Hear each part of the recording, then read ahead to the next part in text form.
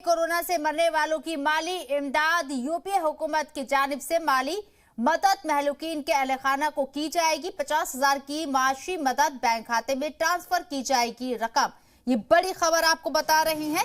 Corona बहरान में जिन लोगों की मौत हुई है उनके लिए ये राहत भरी खबर है। कोरोना से मरने वालों की माली इमदाद की यूपी हुकूमत की जानिब से मदद की खबर है। माली मदद महलूकीन के अहल खाना को की जाएगी। 50,000 की माशी मदद बैंक खाते में ट्रांसफर की जाएगी। ये रकम कोरोना से मरने वालों की मदद की जाएगी। माली मदद के तौर पर 50,000 रुपए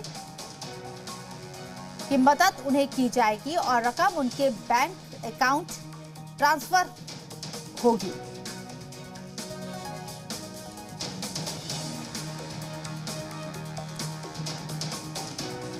तो ये बड़ी खबर आपको बता रहे, 50,000 की माशी मदद बैंक खाते में ट्रांसफर होगी।